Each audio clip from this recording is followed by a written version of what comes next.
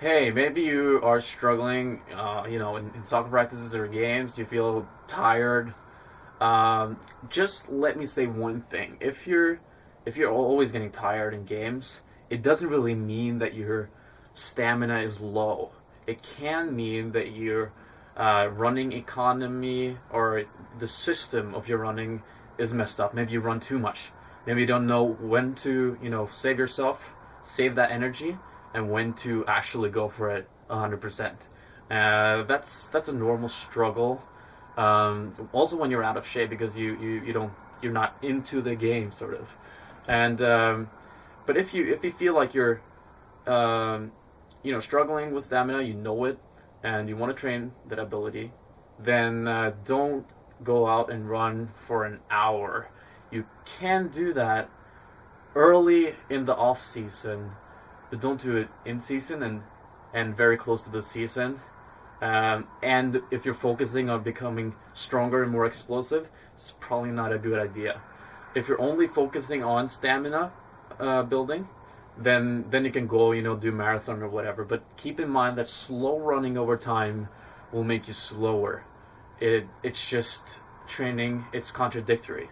So it's training other kind of muscle fibers. They're slow, but can keep contracting and producing power over a long time period, but slower power and less power over a long time period. While sprinting muscles or muscle fiber type one is different, or type two I think.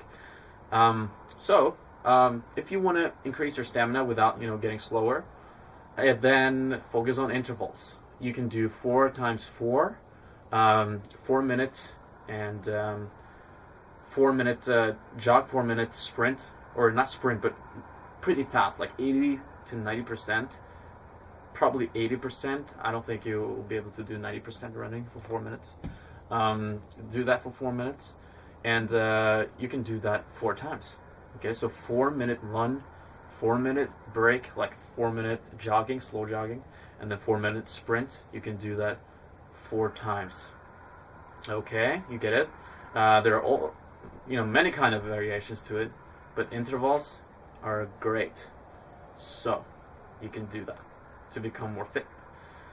The third thing I wanted to say is that if you're really fit, you will still give it all. Okay, if you're that kind of player that just gives it all every time, it doesn't really matter how fit you are. You're still gonna become tired. But there's a way to also accept that pain and get used to that pain. Those voices inside your head, maybe they will reduce themselves in volume, so you don't really hear yourself nagging and feeling sorry for yourself while you're in pain. You kind of just learn to accept that pain.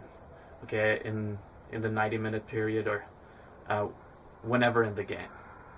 Okay, and if you want more advice on how to become a better soccer player, how to become a star, how to become the best player on your team, how to even approach a pro contract, if you're talented and willing to do this, willing to do the work, then you should go to footballprouniversity.com, where there's a lot more deeper insight and more content, really, for free.